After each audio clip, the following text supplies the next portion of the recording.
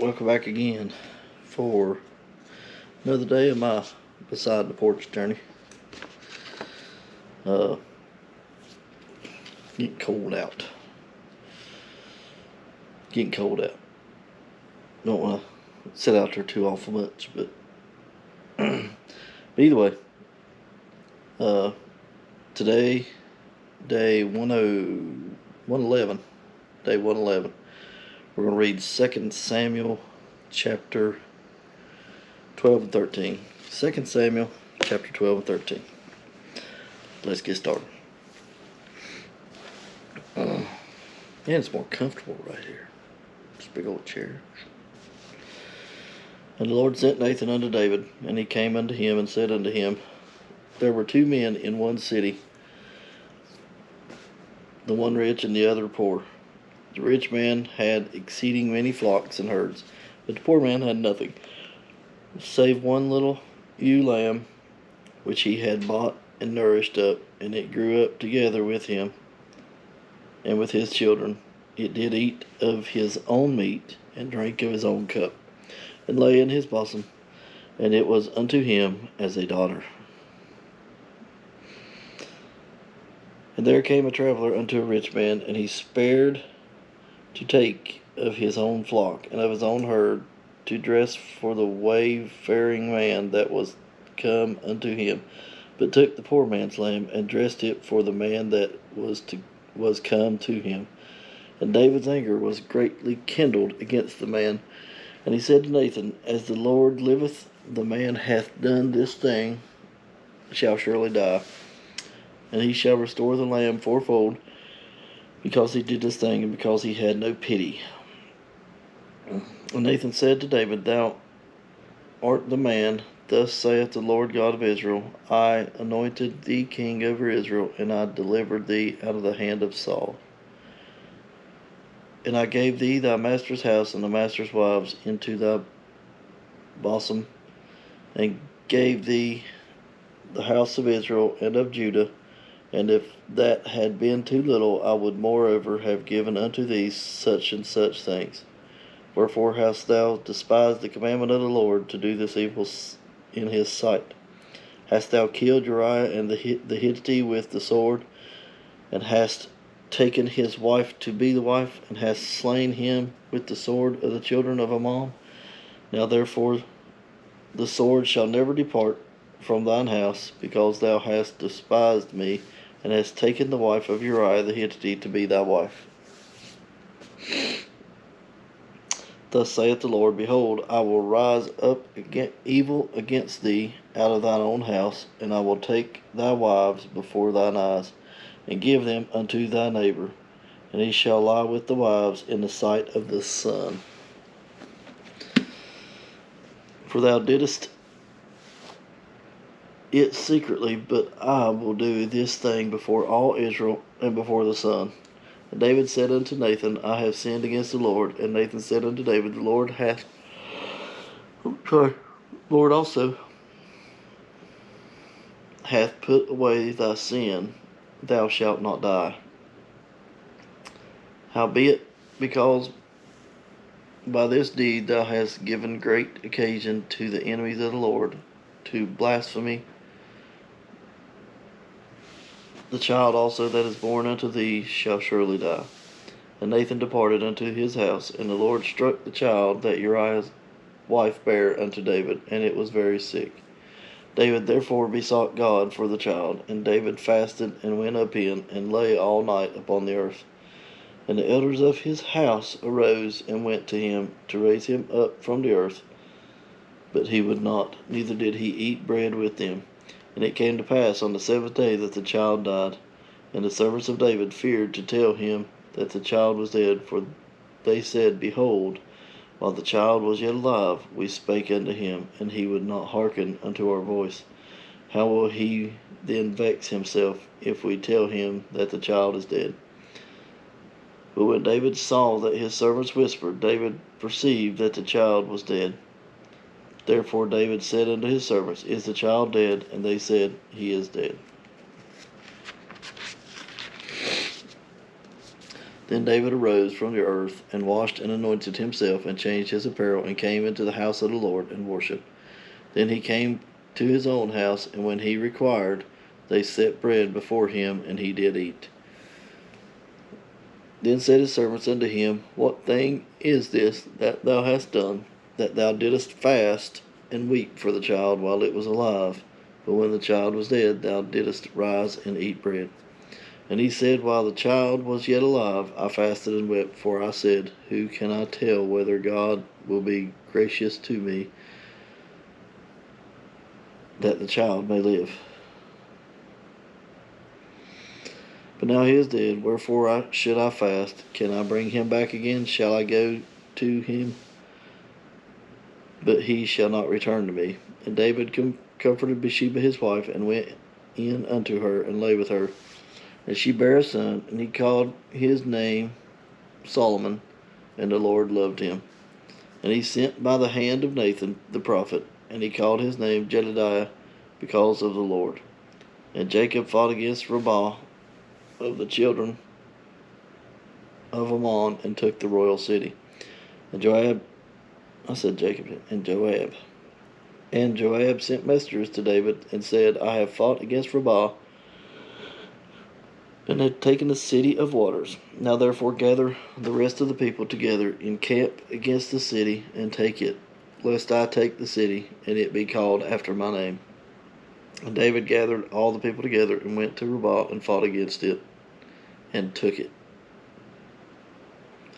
And he took their king's crown from off his head, the weight whereof was a talent of gold with the precious stones, and it was set on David's head. And he brought forth the spoil of the city in a great abundance. And he brought forth the people that were therein, and put them under saws, and under harrows of iron, and under axes of iron, and made them pass through the brickland. And thus did he unto all the cities of children of Ammon. So David and all the people returned unto Jerusalem. Chapter 13. And it came to pass after this day that Absalom the son of David had a fair sister, whose name was Tamar. And Ammon the son of David loved her. And Ammon was so vexed that he fell sick for his sister Tamar, as she was a virgin, and Ammon thought it hard for him to do anything to her. But Ammon had a friend, whose name was Jonadab, the son of Shimei, David's brother. And Jonadab was a very subtle man. And he said unto him, Why art thou, being the king's son, lean from day to day? Wilt thou not tell me? And Ammon said unto him, I love Tamar, my brother Absalom's sister.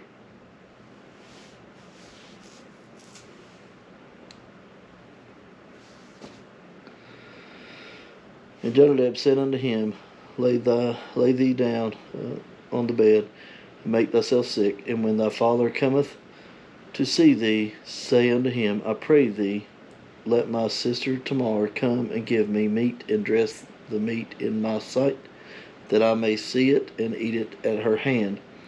So Amnon lay down and made himself sick. And when the king was come to see him, Amnon said unto the king, I pray thee, let Tamar my sister come and make me a couple of cakes in my sight, that I may eat at her hand. Then David sent home to Tamar, saying, Go now to thy brother Ammon's house, and dress him meat. So Tamar went to her brother Ammon's house, and he was laid down, and she took flour and kneaded it, and made cakes in his sight, and did bake the cakes. And she took a pan, and poured them out before him, but he refused to eat. And Ammon said, Have out all men from me. And they went out every man from him. And Ammon said unto Tamar, Bring the meat into the chamber, that I may eat of thine hand. And Tamar took the cakes which she had made, and brought them into the chamber of Ammon her brother. And when she had brought them in to eat, he took hold of her, and said unto her, Come lie with me, my sister. And she answered him, Nay, my brother, do not force me, for no such thing ought to be done in Israel. Do not thou this folly. Alright. And I, whither shall I cause my shame to go? And as for thee, thou shalt be as one of the fools in Israel. Now therefore, I pray thee, speak unto the king, for he will not withhold me from thee. Howbeit, he would not hearken unto her voice, but being stronger than she, forced her and lay with her. Then Ammon hated her exceedingly, so that the hatred wherewith he hated her was greater than the love wherewith he had loved her. And Ammon said unto her, Arise and be gone. And she said unto him, There is no cause. This evil in sending me away is greater than the other that thou didst unto me. But he would not hearken unto her.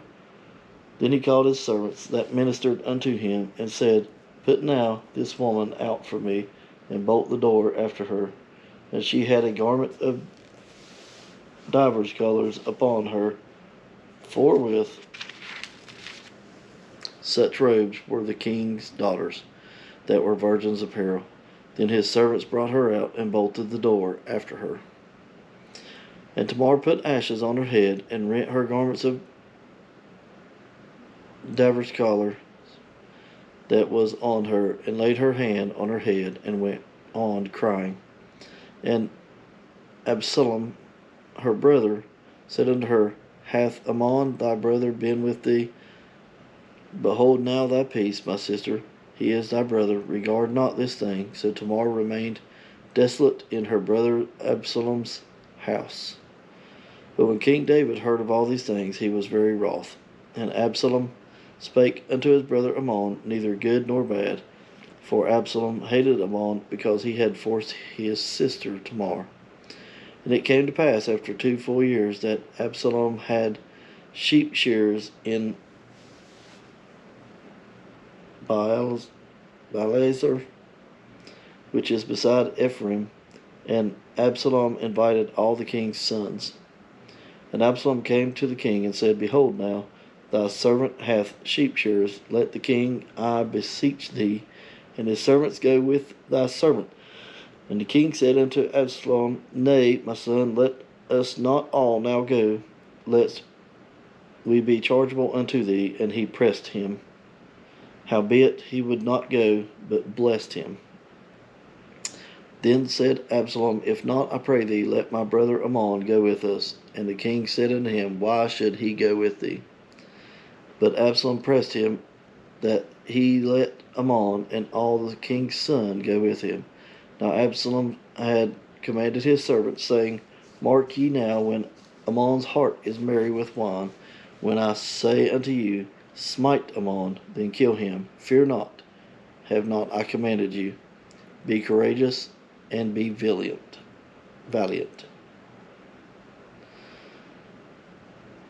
And the servants of Absalom did unto Ammon as Absalom had commanded.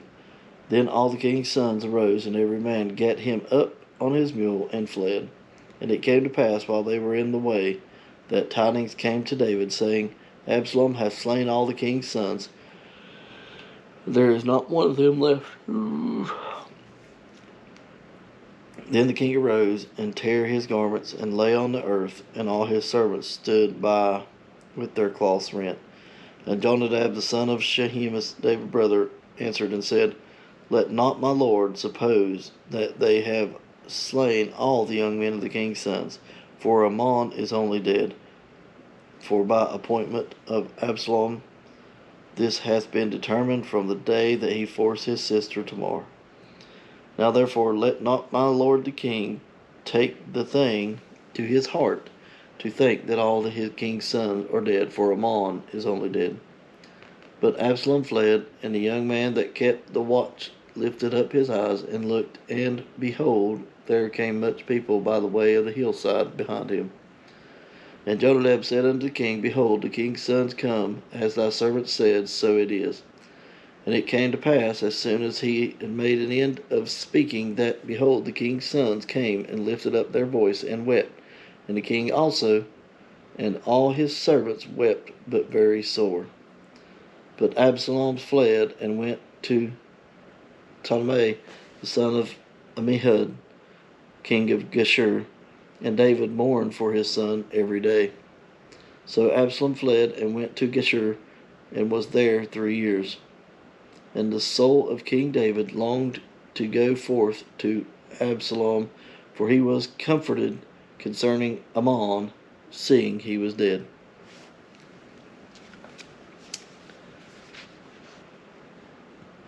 Yep.